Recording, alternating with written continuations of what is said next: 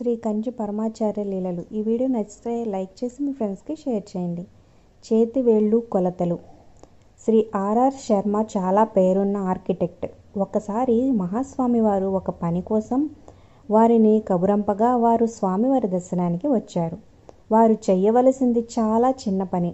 రామేశ్వరంలో ఆది శంకరాచార్యులు మరియు 9 శిష్యులతో కూడిన ఒక నిర్మాణం చేస్తున్నారు. అది అగ్నితీర్థం నుండి చూసినా చక్కగా కనపడేటట్టు ఉండాలి అని స్వామివారి ఆలోచన. కాబట్టి అది ఎంతటి ఎత్తులో ఉండాలో చెప్పడానికి శర్మ గారిని పిలిపించారు.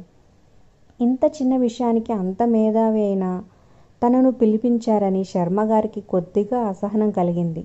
అంతేకాక వారు పరమాచార్య స్వామిని చూసి మనసులో ఇలా అనుకున్నారు: శంకరాచార్యుల గురించి ప్రజలందరూ అంతలా చెప్పుకుంటారు, కానీ వీరేమో చెప్పుకోవలసినంతగా ఉన్నట్లు కనిపించడం లేదు.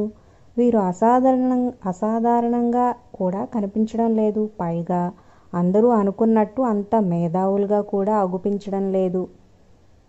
పరమాచార్య స్వామివారు ఎప్పటిలాగే తమ ధోరణిలో శర్మగారితో మాట్లాడుతున్నారు. వివిధ రకములైన కొలతలను చెప్పమన్నారు స్వామివారు. అవి అడుగు, గజము, మైలు మొదలైనవి అని చెప్పుకుంటూ వచ్చారు శర్మగారు.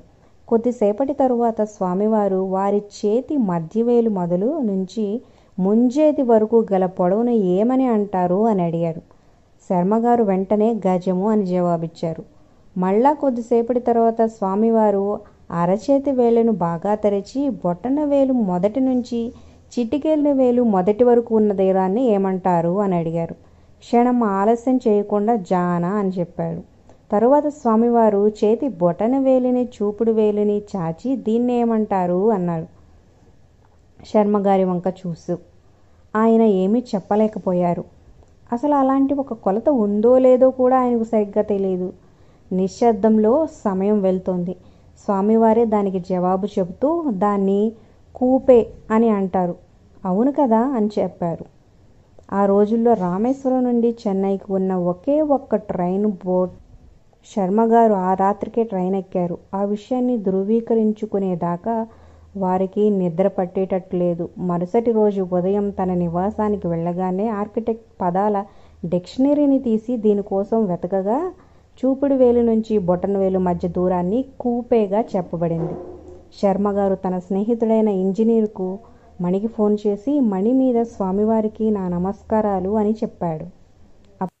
ఈ తరం వాళ్ళకి చెప్పాలంటే don't judge A book by its cover అని ఖచ్చితంగా చెప్పొచ్చు. దానికి మంచి ఉదాహరణ.